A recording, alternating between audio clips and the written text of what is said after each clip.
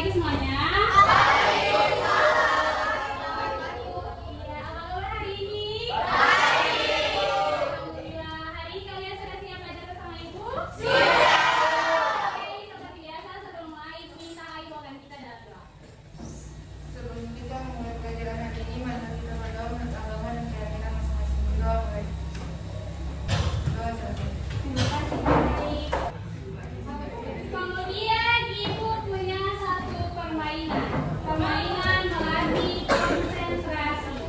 Jadi cara mainnya adalah kalian harus menyebutkan warnanya, tidak boleh bilang tulisannya. Paham? Jadi kalau siapa yang bilang tulisan berarti dia tidak konsentrasi. Letakkan tangan kiri di belakang kepala, jari telunjuk menekan hidung. Terus dua jari ibu dan jari tengah itu menekan dada. Kamu. Ya.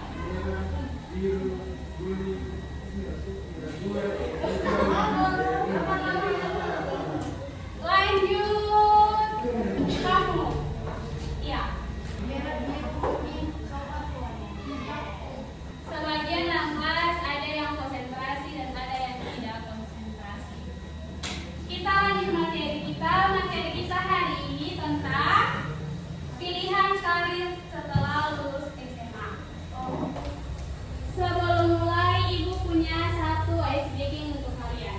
Ice breakingnya itu tepuk cinta, cinta kecil, cinta sedang, cinta besar. Nanti cinta besar itu sesama teman. Cinta besar, cinta semua. Oke, semuanya berdiri. Tepuk cinta, cinta kecil, cinta sedang, cinta besar, cinta semua. Jadi materi kita hari ini adalah tentang pilihan karir setelah yang lulus SMA. Ibu mau tanya dulu, siapa di sini yang mau lulus SMA mau kuliah? Kalau yang mau langsung kerja? Kalau yang mau tes polisi, tentara, polwan? Kalau yang mau buka usaha?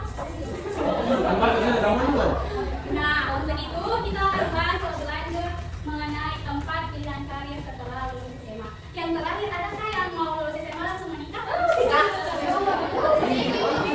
Kan jadi kau punya wajib bagi yang tidak mampu toh.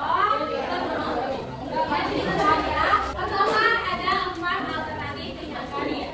Yang pertama itu melanjutkan ke studi lebih lanjut. Kemudian mengikuti kursus atau pelatihan.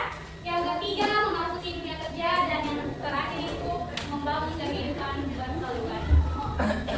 Lanjut.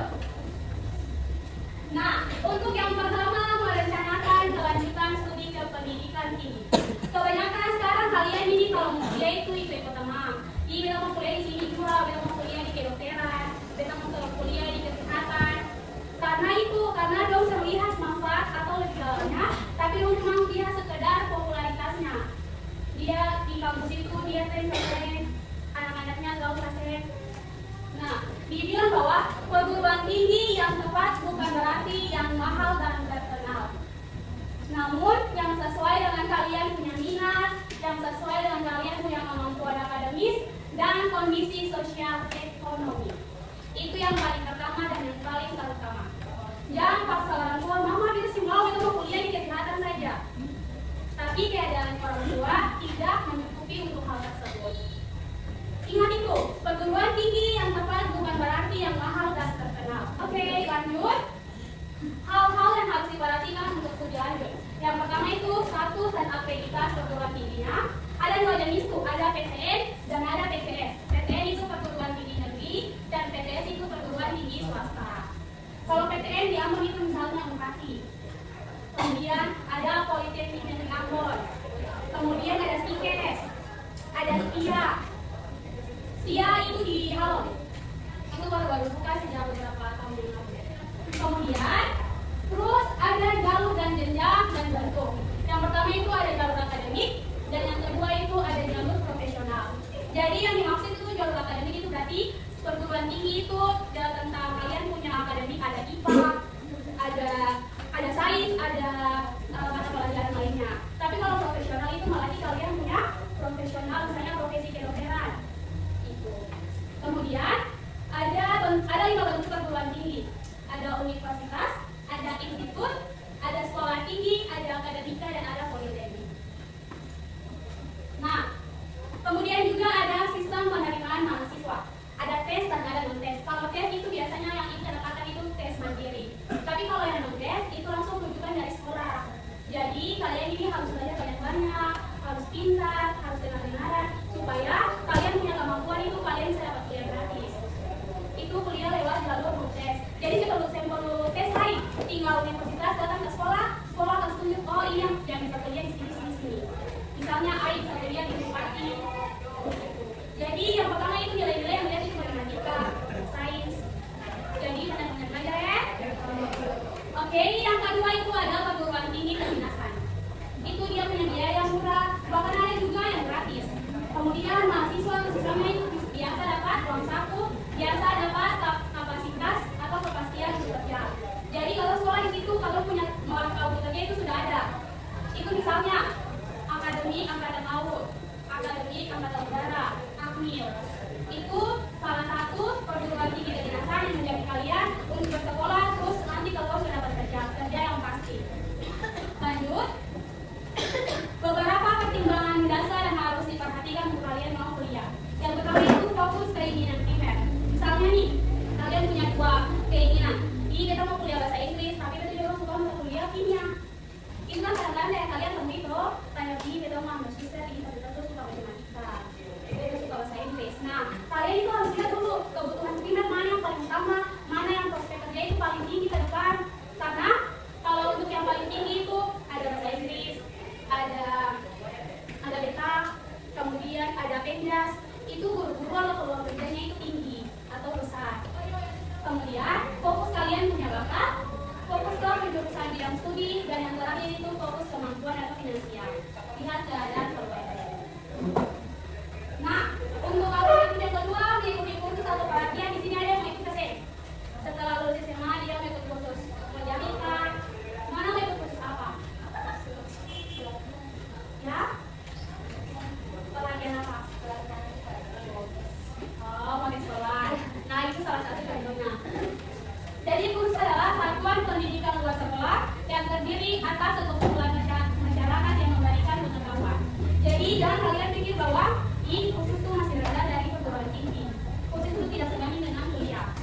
Jangan ya, ibu mau kasih ingat untuk kalian ya, kalau kalian mau kuliah itu betul-betul kalian punya niat.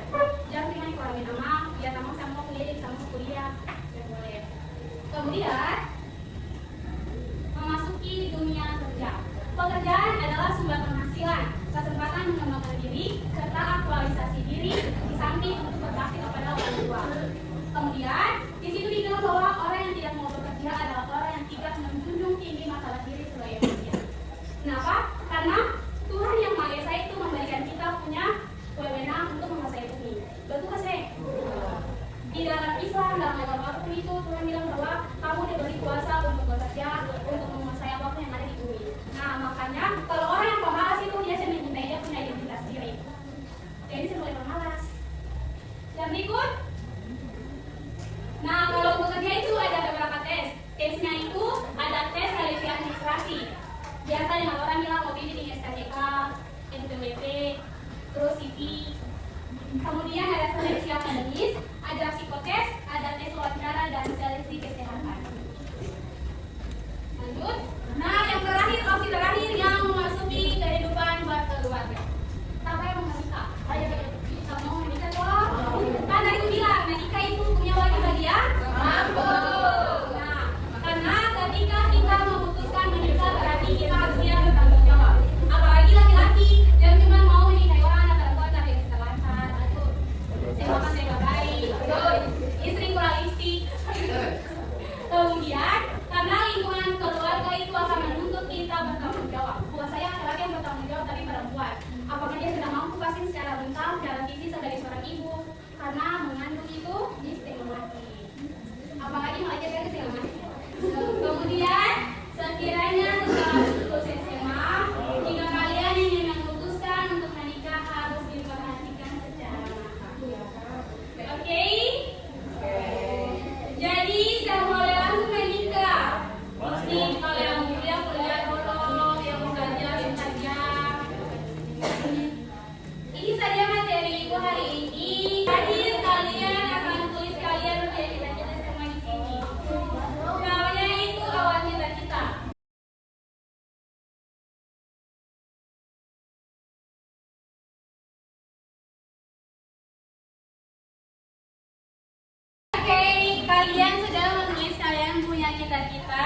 semuanya sangat masya Allah sekali. Semoga semuanya tetap